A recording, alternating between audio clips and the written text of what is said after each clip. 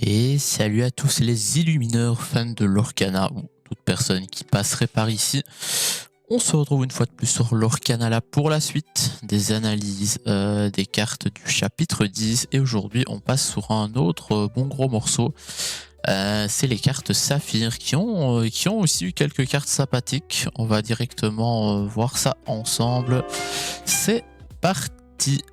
Alors, on commence directement avec les cartes détectives. Ils ont beaucoup de cartes détectives ici, la couleur saphir. Les cartes sont intéressantes. J'ai vu qu'il y avait des decks, détectives qui étaient sympas. Alors, je pense pas que ce sera les meilleurs decks de la méta. Je pense qu'il y a quand même des decks meilleurs. Mais ça se joue, je pense, quand même des decks détectives. Ça peut être des decks sympas. Donc, on va voir un peu ce que la méta va donner. Alors, cette petite Judy, elle dit que si on a un autre personnage détective en jeu, on peut choisir un objet et le placer dans la réserve d'encre de son propriétaire, face cachée et épuisée. Alors, ça peut avoir plusieurs effets. Soit on peut se débarrasser de l'objet de l'adversaire, soit j'aimerais savoir si on peut prendre un objet de notre main aussi. Je sais pas trop comment ça se passe. Après, je crois pas qu'il y ait spécialement d'objets bleus qui soient joués dans les decks. Mais je sais pas si on pourrait s'imaginer qu'on a un objet dans notre main et qu'on décide de l'ancrer. Parce qu'il n'est pas dit que ça doit être dans la main, sur le terrain ou quoi. Donc l'effet est encore un peu flou. Faudrait tester. Mais ça peut être une bonne manière de se débarrasser d'un objet. Après, voilà, les objets, c'est pas les cartes les plus jouées. Donc, quand même situationnel celle-là. Quand même situationnel. Alors, on a Tirelire ensuite. Tirelire qui coûte 2, 1, 4. Chaque fois que ce personnage est envoyé à l'aventure, il y a la carte du dessus de votre pioche. Remettez-la sur le dessus ou en dessous. Ça peut être sympa pour faire tourner le deck, pour être sûr, entre guillemets, au moins savoir regarder si la prochaine carte qu'on va tirer nous intéresse ou pas. Une 2 en 1, 4 qui l'aura 1, je pense pas que ce sera très joué dans le sens où il y a déjà beaucoup de cartes intéressantes dans les decks bleus qui surtout à 2 on pense à des typos, des trucs comme ça, donc je pense pas que la carte aura sa place dans des decks, même si l'effet reste intéressant, hein, l'effet reste assez sympa, mais je pense qu'on a quand même des cartes bien meilleures. Alors ensuite on a une petite Anna, 4 ancrable en 4-3 qui l'aura 2 et qui a soutien. Ça peut être un bon soutien. Je trouve que 4-3 pour quelque chose qui coûte 4, ça reste peu maintenant. Ça leur quand même à 2, mais qui sait, peut-être dans des decks un peu soutien. Ça pourrait peut-être être intéressant, mais pareil, je pense pas que ce sera très vu. Alors, Chef Louis qui coûte 7 ancrable 6-8 et qui l'aura 3. C'est une carte qui n'est pas dégueu. Honnêtement, voilà, bleu, ça ancre assez facilement, donc 7, on peut les avoir assez vite. 6-8, c'est assez tanky, c'est dur à tuer, ça leur quand même à 3, hein, c'est pas déconnant. Mais le problème, c'est qu'on va souvent préférer d'autres cartes avec des effets. Ok, voilà, si c'est bien, ça l'aura 3, etc. Mais la carte n'a pas d'effet et on aime bien avoir des effets quand même sur les cartes bleues. On pense au Hades ou quoi, qui n'est pas ancrable. Mais je pense qu'on va souvent préférer ça. On va souvent préférer aller prendre un peu de contrôle, aller débarrasser le board adverse, plutôt que juste avoir un gros tank qui tape fort aussi et qui leurre beaucoup. Mais ça pourrait. Je pense qu'on va toujours préférer d'autres cartes, mais la carte reste quand même intéressante. Alors, un nouveau détective. On a une Daisy en 2-3 avec soutien. Ça peut être une bonne carte de release. Après, elle a pas trop d'effet avec les détectives. C'est un soutien, quoi. Donc, à voir. De nouveau, 2 en 2-3. Par contre, c'est pas si dégueu. Donc, ouais, elle pourrait être intéressante, cette carte. Dans des decks détectives, elle pourrait être jouée. Alors, Cricket qui a agilité, donc il peut défier comme s'il avait insaisissable. Je crois pas que ce sera vu, à moins d'avoir vraiment un problème pour aller choper les insaisissables, mais de nouveau, les decks bleus, ça va être beaucoup quand même aussi de contrôle. On va pouvoir aller chercher les cartes avec la Hades, etc. Donc, c'est pas le but. Surtout en début de game, avec bleu, on va surtout essayer d'ancrer au maximum pour aller chercher les grosses cartes qu'on peut jouer par après. Donc, on a déjà des typos, des Kida, des Voguer, etc. Donc, je pense pas qu'on aura la place pour jouer des criquets dans un deck bleu. Alors, réponse. Lorsque vous jouez ce personnage, on peut mettre -3 un adversaire pour le reste de ce tour. Si ça avait été jusqu'à notre prochain tour, ça aurait été un peu plus sympathique quand même. -3 juste pour notre tour, pour une carte qui coûte 5. Ça coûte, ça coûte quand même cher en 3-6. Bon, elle l'aura quand même à 2. Mais non, je la vois pas jouer, à part dans peut-être certains decks un peu spécifiques, mais c'est pas une carte qui nous vend du rêve, quoi. Alors, Fergus McPix, ou lorsque vous jouez ce personnage, choisissez l'un de vos personnages qui gagne hors d'atteinte jusqu'au début de votre prochain tour. L'effet est intéressant, hein, ça peut toujours être sympa de donner hors d'atteinte à quelqu'un. Par contre, qui est en 3-2 pour 3, c'est quand même pas énorme. Par contre, ça l'aura quand même à 2. À qui est-ce qu'on voudrait donner hors d'atteinte en soi? Est-ce qu'il y a vraiment un mob bleu qu'on veut vraiment laisser sur le terrain, qu'on veut pas qu'il se fasse taper? Ou un autre, hein, quand on joue avec autre chose? Pas vraiment, hein, c'est pas non plus... moins de jouer du Blurple et de se dire on veut mettre hors d'atteinte à Dumbo pour être sûr d'avoir son effet au tour suivant. Mais bon, ça reste très spécifique, donc là, comme ça, je vois pas l'utilité de mettre hors d'atteinte à quelqu'un jusqu'au début du prochain tour, mais qui sait, je vois peut-être pas l'utilité, mais comme ça, je pense pas que ce soit une carte très très très jouée. Alors, tiens, Lee Chang. J'aime bien, ils ont donné des cartes de l'univers Mulan à d'autres couleurs, hein. On avait vu le Mouchou mauve, et voilà, ici on a Lee Chang bleu. Après ça, il y en avait peut-être déjà un, je ne sais plus. Alors ici, 3 en 2, 4 qui l'aura 2. Je crois que je pense pas que ce sera une carte très jouée. Je pense qu'il y a de nouveau, il y a mieux à jouer pour 3.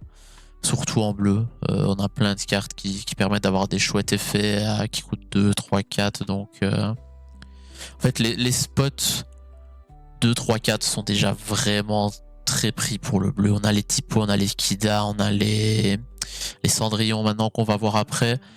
Donc c'est compliqué en bleu d'avoir des nouvelles cartes qui vont arriver dans ces spots là. Il y a le T, hein, qui est encore un spot si un jour on a un T très intéressant. Mais ici oui, je pense pas que ce sera joué, hein. Ça manque d'effet. Alors un génie en 4-7 qui coûte 5, il aura 2. Pourquoi pas de nouveau, il manque un petit effet. Mais c'est quand même une carte qui a des stats intéressantes pour un coup de 5, il l'aura quand même à 2. Donc je trouve que la carte a quand même un certain potentiel. À voir de nouveau. On a tellement de cartes avec des très bons effets en saphir que c'est compliqué de se dire on va mettre des cartes sans effet. Enfin, le saphir, c'est pas non plus le but d'aller taper le board adverse. Donc les stats, c'est pas non plus ce qu'on regarde le plus. Si on veut des stats intéressantes, on va limite se tourner vers d'autres couleurs. Voilà, si on joue bleu-gris, on va plutôt aller chercher des clochettes, des trucs comme ça, des Vincenzo.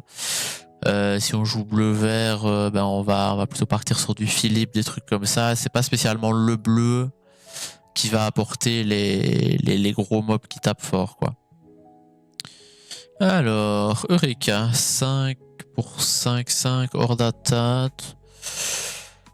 C'est nouveau, hein, le bleu, c'est pas spécialement... C'est pas ça que tu cherches avec le bleu. C'est pas spécialement avoir du hors d'atteinte, avoir du truc qui peut taper. Donc Je pense que tout ça, c'est des cartes très situationnelles. Vraiment, si tu te dis, ok, j'aurais bien besoin de ça, qui fait ça, lui, voilà, mais ça va pas être une carte qu'on va voir très souvent, quoi.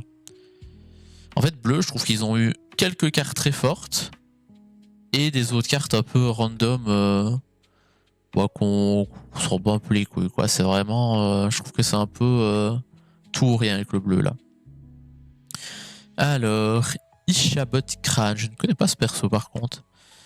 Chaque fois que ce personnage est envoyé à l'aventure, ça va jouer un personnage coûtant 5 ou plus. Placez la carte du dessus de votre pioche dans votre réserve d'encre.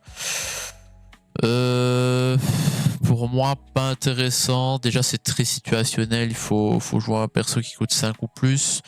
En plus, ben, si tu joues tes persos qui coûtent 5 ou plus, ça veut dire que tu es déjà loin dans ta réserve d'encre. Donc, tu vas pas chercher à ancrer beaucoup plus. Alors, c'est toujours intéressant d'ancrer un peu plus, hein, je dis pas. Mais je pense qu'à partir du T5, T6, c'est plus la priorité d'aller ancrer des cartes, quoi. Généralement, t'es déjà à 6, 7, voire 8 d'encre selon les cartes que tu as eues. Donc tu vas plutôt à ce moment-là vouloir des persos avec des effets, des actions, des chansons et tout avec des bons effets pour enfin gérer le board adverse vu que leur lit est un peu léger en bleu. Donc je pense que c'est un peu late pour commencer à avoir des cartes qui ancrent encore plus. Alors, Jasmine, la première lueur en bleu. Alors, Jasmine, elle coûte 4 ancrables en 2-5, elle a boost 2. Chaque fois que ce personnage est envoyé à l'aventure, s'il y a une carte sous lui, retirez jusqu'à 3 dommages de chacun de vos personnages. Ah, c'est pas mal. En bleu, je pense pas que ce soit très fort.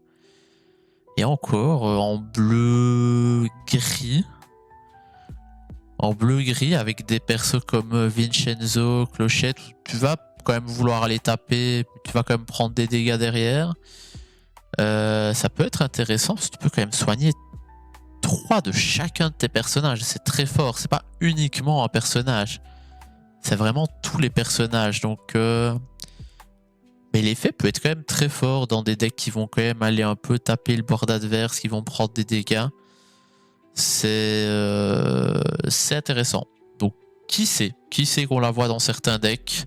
De nouveau, peut-être aussi dans des decks boost si à un moment on voit qu'il y a du potentiel. J'ai un peu checké, je vois pas trop de decks boost pour le moment, ou en tout cas pas des decks qui fonctionnent. Mais j'aime bien l'effet. J'aime bien l'effet 3 dommages à tout le monde, je trouve ça quand même très fort. Surtout qu'elle est en 2-5, donc elle tank quand même bien. Donc généralement, tu vas pouvoir quand même partir 1 ou 2 fois à l'aventure avant d'être tué. Donc je pense que ça peut être sympa. À voir pour la suite si on la verra. Alors, Judy Up, une alter 4 en 6-4 qui aura 2 et durant votre tour, vos personnages détectives gagnent agilité et résistance 2. C'est pas dégueu. Hein. C'est pas dégueu dans un deck détective.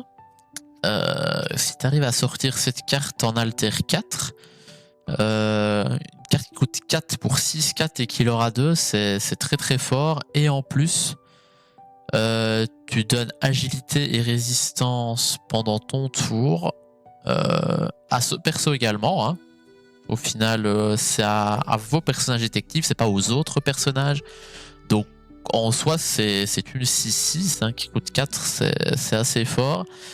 Ça peut aller taper du coup, enfin tous tes détectives peuvent aller taper durant ton tour les personnages avec insaisissables. Donc ouais, j'aime bien l'effet.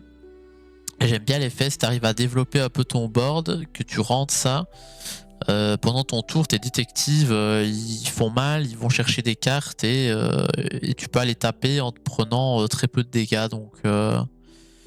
Donc dans les decks détectives, elle sera sûrement jouée. Elle sera sûrement jouée dans les decks détectives s'il y en a qui sont forts. Alors, le Sultan, une 1 en 1-1 qui l'aura 2. Est-ce que ça pourrait prendre le spot du TA en bleu? Je crois pas. De nouveau, le bleu, ton but c'est pas de l'or vite, donc tu t'en fous d'avoir une carte qui l'aura 2, qui est non ancrable en plus. Je pense que tu vas préférer garder le Basile ou des trucs comme ça qui sont en 2-1, qui peuvent aller chercher peut-être des trucs adverses qui ont soutien. Ouais, je pense pas qu'elle sera jouée cette carte, ou peut-être dans quelques decks, mais je la trouve pas très intéressante pour du bleu. Alors, Ishabot Crâne. Deuxième carte d'ailleurs, il a deux cartes lui. Donc il y a deux non ancrables en 0-2 et lorsque ce personnage est banni, vous pouvez placer cette carte dans votre réserve. Donc ça reste intéressant. Ok, c'est non ancrable, mais bon, peu importe comment elle est bannie en plus, que ce soit avec un effet de carte, avec un défi ou quoi, ça te la met dans ta réserve d'encre, donc c'est toujours une encre en plus. Et en plus, ça l'aura deux. Alors, de nouveau, en early, c'est pas spécialement ce que tu essayes d'aller chercher le lore avec du bleu. Ton but, c'est pas de rush le lore, mais en soin, pour deux, ça permet d'aller prendre du lore assez vite. Et si jamais ton adversaire te tape, ça t'ancre encore une carte, donc pourquoi pas. Après, est-ce que tu auras l'occasion de la jouer? C'est de nouveau T2, tu vas vouloir un typo. T3, tu vas vouloir une Kida. T4, tu vas vouloir une Cendrillon. Après, du coup, tu as beaucoup d'angles. Donc... Ah, en fait, à ce moment-là, quand tu as sorti typo, Kida, Cendrillon et peut-être même un Vogué, un truc comme ça, est-ce que tu as encore besoin d'aller vraiment ancrer, à part peut-être une fois de temps en temps par tour ou quoi, mais vraiment aller ancrer avec des effets de cartes?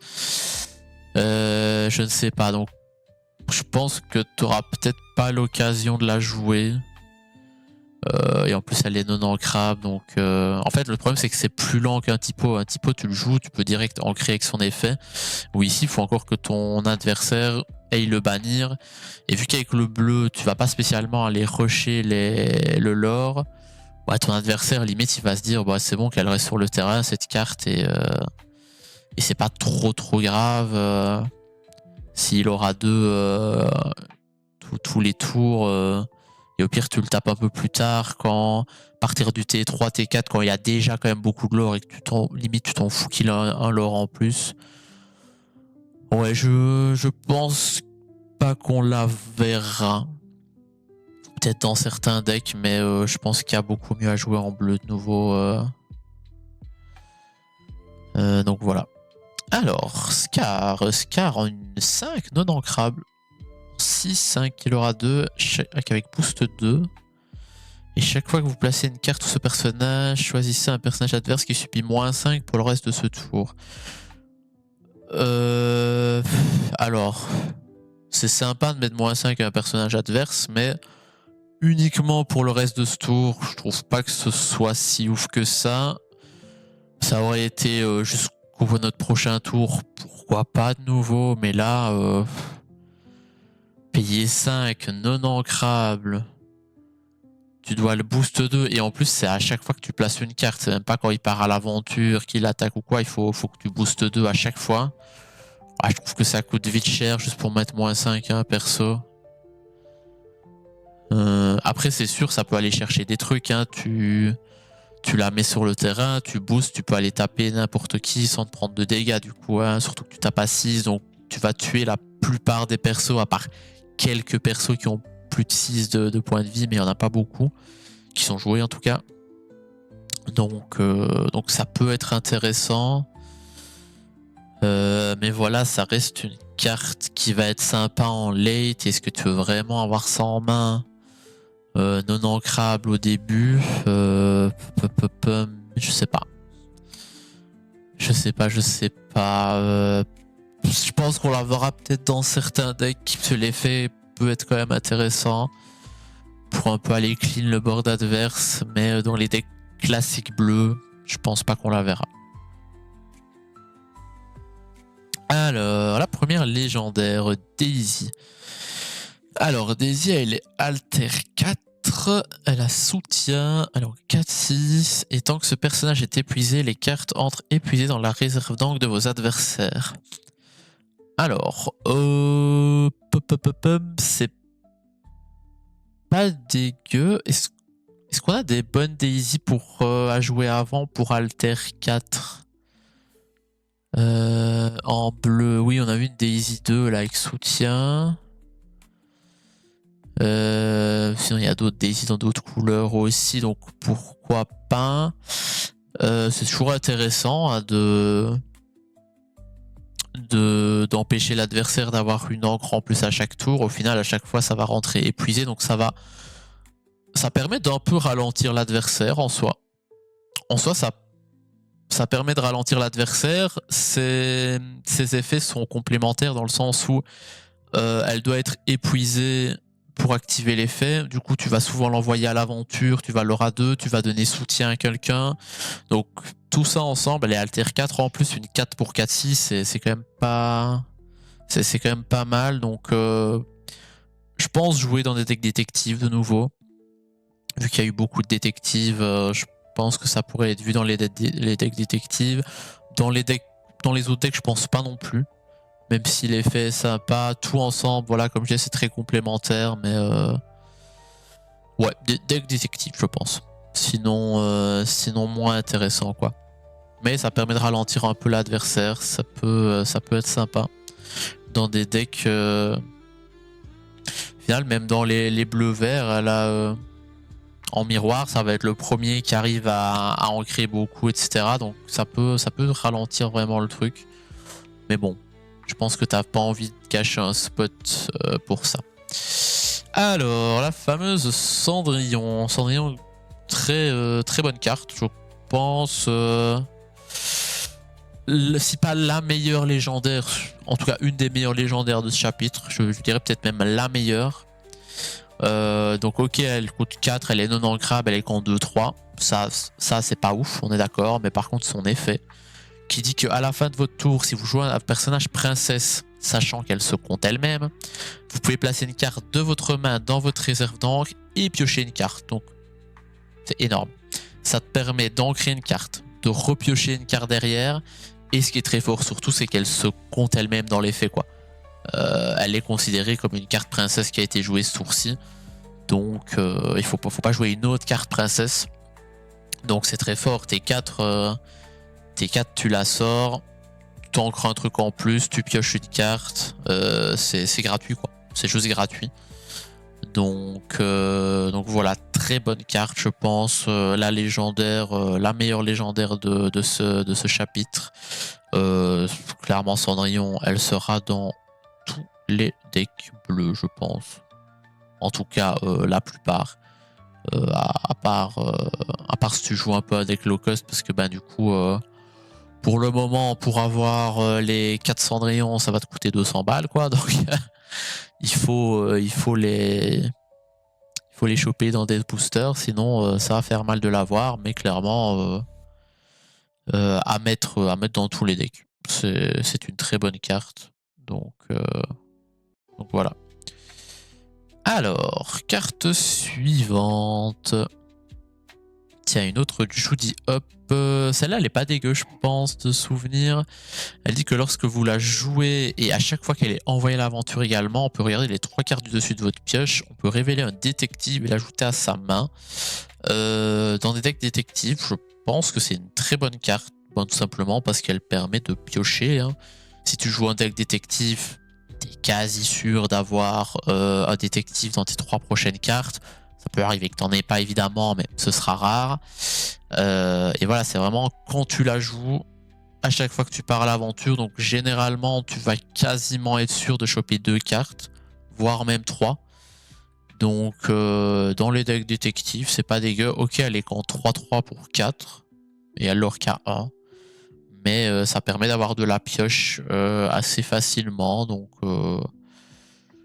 je pense qu'on la verra dans les decks détectives de nouveau si c'est joué. Carte intéressante en tout cas.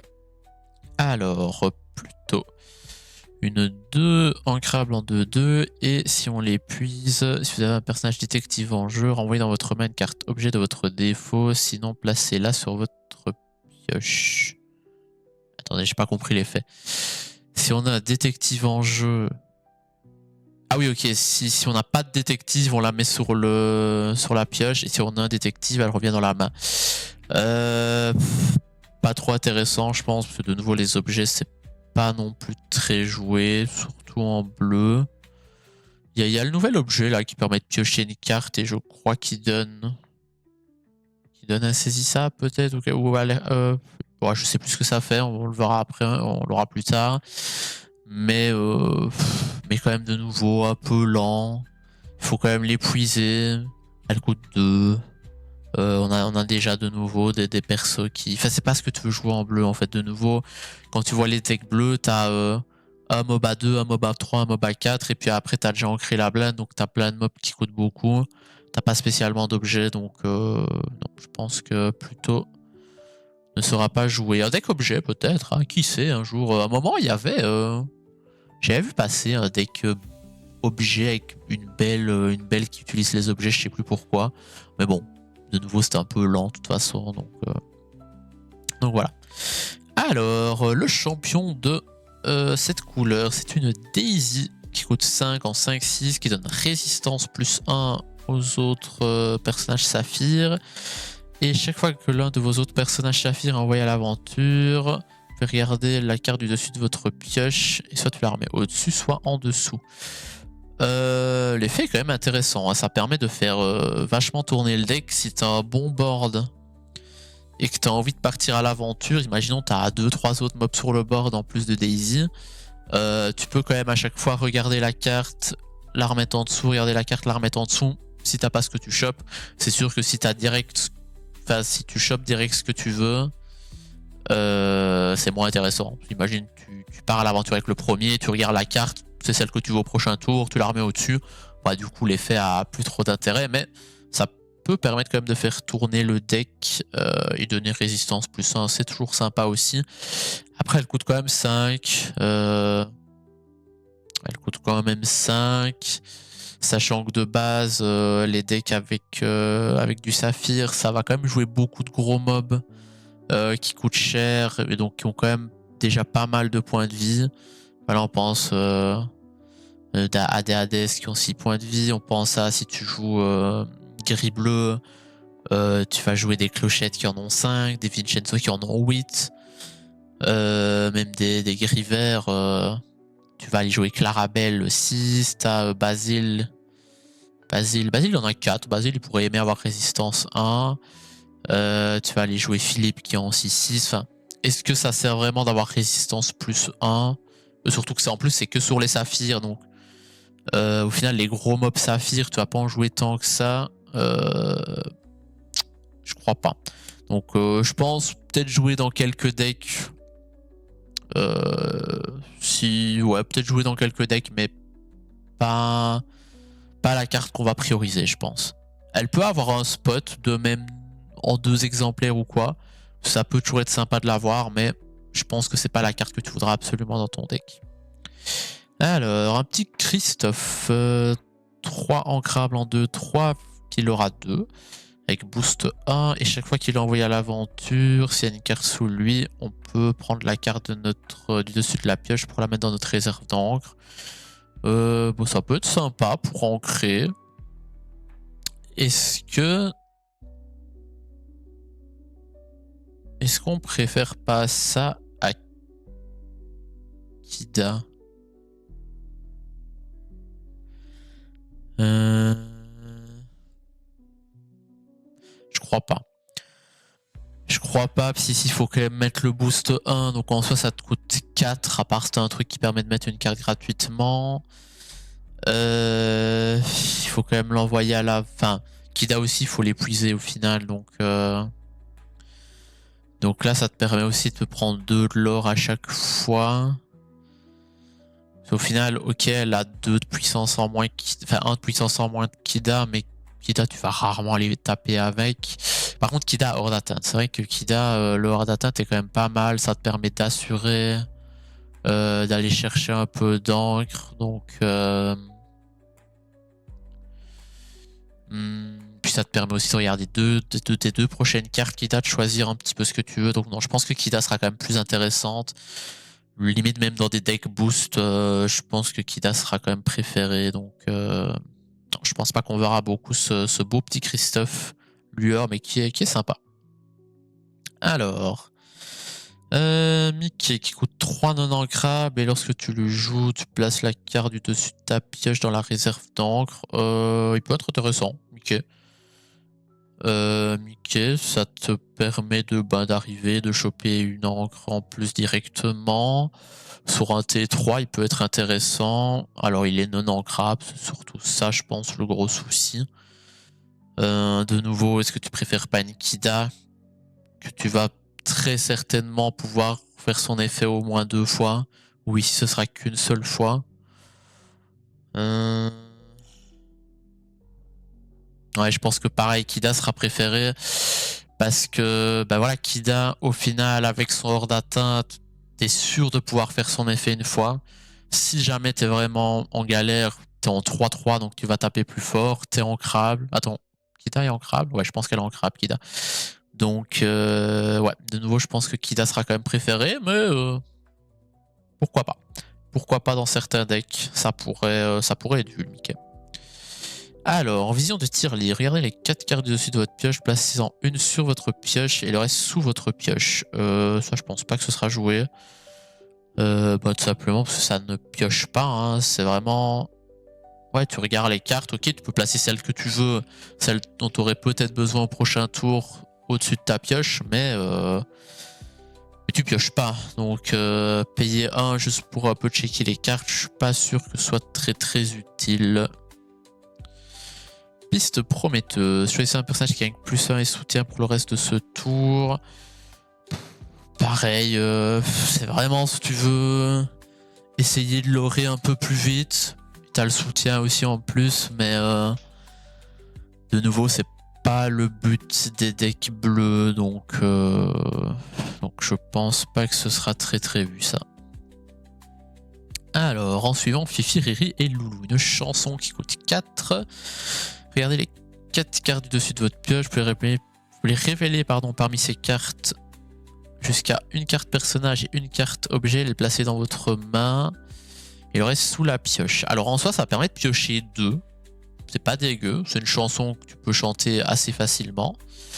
Mais le problème, c'est que c'est un personnage et un objet. Ce serait un personnage, une action, un personnage, une chanson, ou 2 personnages, ce serait déjà plus fort. Une personnage, un objet, voilà, de nouveau, les objets, c'est pas très joué. Et même si tu jouerais un objet intéressant, bah, ça fait que 4 cartes sur un deck de 60, donc il faut déjà avoir la chance que l'objet soit dans les 4 cartes que tu tires. Donc, non, je pense pas que ce sera joué, malheureusement, cette carte. Alors, Frousse soudaine. Non, c'est pas encore celle-là. Je pensais que c'était celle qui était pas quand même intéressante, mais je pense que c'est la suivante. Alors, choisissez un personnage adverse et place-le dans la réserve d'encre de son propriétaire. Et son propriétaire place la carte du dessus de sa pioche. En soi, elle est intéressante aussi, hein. Ça permet d'ancrer 2 cartes. Soit tu le fais sur toi. Et ça te permet d'ancrer 2 cartes pour 4. Soit tu le fais sur l'adversaire, ça permet de lui dégager un personnage gênant pour seulement 4, mais c'est juste qu'il va choper 2 d'encre. Donc ça, c'est le genre de carte que j'aime bien. Moi, personnellement, je trouve que c'est une carte très équilibrée. Mais du coup, de nouveau, c'est un peu ce que je disais avec les decks Ruby. J'ai l'impression que cette carte, on va pas beaucoup la voir, justement parce qu'elle est équilibrée et qu'il y a des cartes pas équilibrées qui sont plus fortes et qui du coup vont être préférées. Parce que oui, non, cette carte, je la trouve très intéressante. En fait, moi, j'aimerais que toutes les cartes soient comme ça, dans le sens où tu as un effet très fort, mais soit tu le fais sur toi et tu vas t'handicaper d'un perso, mais tu chopes dedans, soit tu le fais sur ton adversaire, où là tu peux lui dégager un bon gros perso, mais tu vas lui donner 2 d'encre à lui. Donc ça, c'est vraiment des cartes que j'aime beaucoup. Mais je pense que ça peut être intéressant. Imaginons, voilà, t'as un typo sur le terrain avec ton adversaire, il vient jamais taper. Un typo en 1-2, t'as déjà fait son effet, il est hors K1. Bah en soi, pourquoi pas utiliser cette carte sur lui. Ça te fait 2 d'encre en plus directement, c'est quand même sympa. Et à l'inverse, t'as vraiment un personnage adverse qui t'emmerde, que t'as envie de dégager du terrain, ça bannit quand même un personnage pour 4. mais en contrepartie, il aura 2 d'encre en plus, donc je pense qu'on pourrait l'avoir quand même dans certains decks, cette carte, hein. Je pense qu'elle pourrait quand même être intéressante à un certain moment. Donc à voir, même si je pense que voilà, les gens préféreront celle-là, qui est un peu sous l'océan, mais un peu moins fort quand même. En gros, elle coûte 6, donc 1 de moins. Elle est non ancrable comme sous l'océan. C'est pas une chanson. Ça, il faut faire attention, c'est pas une chanson, donc elle peut pas être chantée. Il faut vraiment payer 6 pour la jouer. Mais elle permet quand même de placer tous les personnages coûtant 3 ou moins dans la réserve d'encre de leur propriétaire. Alors, faut bien penser que c'est les vôtres et ceux de l'adversaire, c'est pas uniquement ceux de l'adversaire. Mais ça reste une carte très très forte, hein, parce que des personnages qui coûtent 3 ou moins, il y a beaucoup de decks qui vont jouer beaucoup de personnages qui coûtent 3 ou moins. Voilà, les decks aggro, ils se font totalement avoir par cette carte. Il y a des decks un peu vert-gris aussi qui vont jouer beaucoup de petits personnages. Même les decks chiens, hein, au final, t'as 2-3 cartes qui coûtent cher, mais sinon t'as quand même beaucoup de personnages qui coûtent 3 ou moins. Donc c'est une carte intéressante, moins intéressante en match miroir du coup, enfin en match contre Saphir, parce que du coup Saphir joue beaucoup de grosses cartes, donc à ce moment-là moins intéressante, et du coup vu qu'elle est non ancrable, ça peut vite devenir une carte qui te gêne dans ta main si tu joues un miroir, mais contre beaucoup de decks, elle peut être vraiment forte. Alors en contrepartie, ça va dans la réserve d'encre de l'adversaire, donc tu pourrais, voilà, on pense à une aggro par exemple, tu pourrais clean son board très facilement, mais du coup tu vas peut-être lui rajouter 4-5 d'encre sur un tour si le gars en face a pensé à cette carte, a commencé à quand même garder un peu des cartes en réserve et que tu lui mets 4-5 d'encre en plus, il va te remplir son board au tour suivant. Donc la carte reste très intéressante, je pense qu'on va l'avoir quand même dans beaucoup de decks. Mais de nouveau, je trouve que c'est une carte intéressante qui est équilibrée. C'est pas un sous l'océan que tu peux chanter, qui bannit juste beaucoup de trucs. Ça bannit pas tout. De nouveau, le sous l'océan, ça a une condition. Mais ça reste quand même moins fort dans le sens où ça bannit aussi tes personnages, ça les met dans la réserve d'encre de l'adversaire. Et surtout, c'est une action, donc il te faut vraiment payer les 6 pour la jouer, quoi. Donc je pense que c'est une carte forte, mais une carte quand même équilibrée. Donc on la verra. Pas dans tous les decks. Ça va beaucoup dépendre de la méta aussi. Parce que voilà, de nouveau, si tout le monde joue, j'invente bleu-vert ou bleu-gris dans la méta, je trouve que la carte est quand même beaucoup moins intéressante, hein, parce que tu vas pas bannir tant de persos que ça. Donc voilà. Mais par contre, ce qui est très intéressant avec la carte, c'est que ça bannit tes personnages, mais vu que tu joues un deck bleu, généralement, comme on disait, tu vas jouer beaucoup de personnages qui coûtent 3 ou plus. Au final, généralement, un deck bleu, ça va jouer Tipo qui coûte 2, ça va jouer Kida qui coûte 3. Ça va peut-être jouer un autre perso en T1 ou quoi. Et encore, maintenant, c'est beaucoup moins vu. Généralement, maintenant, on laisse tomber le T1, on fait juste un Tipo T2. On va se dire, enfin voilà, on va avoir que 2-3 persos qui coûtent 3 ou moins, et le reste ça va être des gros persos. Donc quand tu vas jouer la carte, bah, tu vas quasi pas te bannir de personnages, quoi. Donc le fait d'enlever tes personnages à toi est pas trop grave, vu que tu vas jouer beaucoup de gros persos. Donc à suivre. Je pense que la carte on va l'avoir quand même, mais pas non plus partout. Alors, le badge de police. Pour 1, tu la joues, elle n'a pas d'effet quand tu la joues, et encore pour 1, tu choisis un personnage qui a une résistance et la classification détective. Je crois pas que ce soit intéressant, hein. Je vois pas à quel moment tu voudrais spécialement donner détective à quelqu'un. Et résiste plus 1, tu dois quand même payer 2 la première fois, puis 1, c'est pas non plus très situationnel, quoi. Donc, je pense pas que ce sera joué.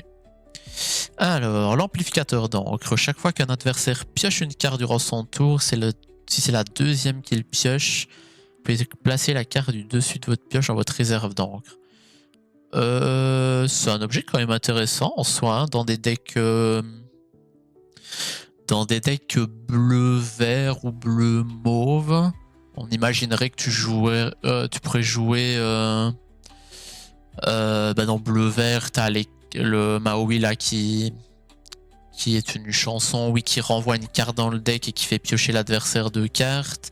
T'as le Donald qui, chaque début de tour... ah oui, mais ça, le 2, ça se combine pas avec le Donald du coup, parce que ça, c'est... Tu pioches pendant ton tour à toi, pas pendant le tour de l'adversaire. Quand est-ce que tu peux faire piocher l'adversaire une deuxième fois? Dans le mauve, t'as l'objet là qui fait piocher... c'est peut-être aussi au tour adverse. Non, je pense pas qu'elle sera très vue cette carte. Ça peut être intéressant dans certains archétypes, mais très précis. Donc, et puis ça demande quand même de payer 3 pour le jouer. Au final, je crois pas qu'à partir du T3, T4, tu aies encore envie d'avoir vraiment un objet qui te permettra d'ajouter de l'encre. Parce que ça demande quand même de jouer cette carte, de jouer une autre carte qui ferait piocher ton adversaire une deuxième fois. Bah, c'est pas non plus l'idéal de faire piocher ton adversaire beaucoup, même si, voilà, comme je disais, il y a un bleu-vert qui le fait beaucoup. Donc non, je vois pas l'objet très joué. Peut-être dans certains decks, on pourrait en mettre un ou deux, mais pas non plus extrêmement joué. Alors, la baguette de la bonne fée. Durant votre tour, chaque fois que vous placez une carte dans votre réserve d'ente, vous pouvez donner hors d'atteinte à un personnage princesse. Ah ouais, c'est de nouveau très spécifique, quoi. Elle coûte 2. Donc tu dois mettre une carte dans ta réserve d'encre. Ça, il n'y a pas de souci. Bleu, il le fait tout le temps. Mais il faut un personnage princesse. Et est-ce que tu veux vraiment donner hors d'atteinte à quelqu'un? Au final, le seul personnage princesse que tu vas surtout jouer, ce serait Kida, mais qui a déjà hors d'atteinte. Sinon, est-ce qu'il y a d'autres princesses que tu joues avec bleu? Dans Blurple, t'as Belle, mais bon, voilà.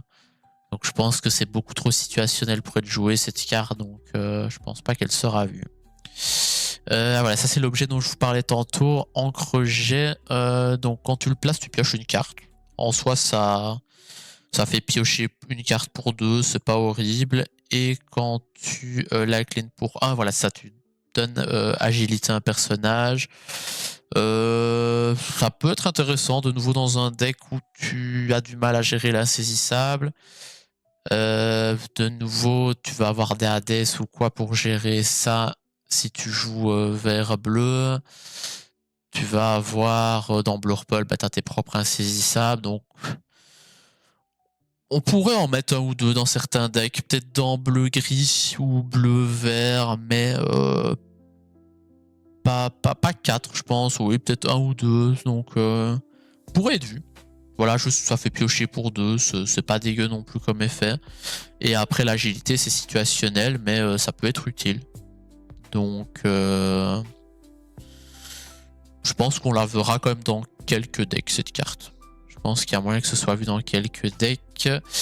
Alors, un petit lieu, le château du Seigneur des Ténèbres. Une fois durant votre tour, parce qu'un personnage sur celui envoyé à l'aventure peut choisir un objet et le redresser. Ça, je pense pas que ce soit très utile. Déjà, c'est un lieu.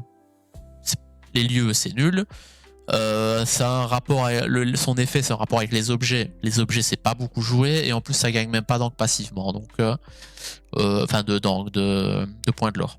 Donc, oui, je pense pas que ce lieu sera joué comme beaucoup de lieux.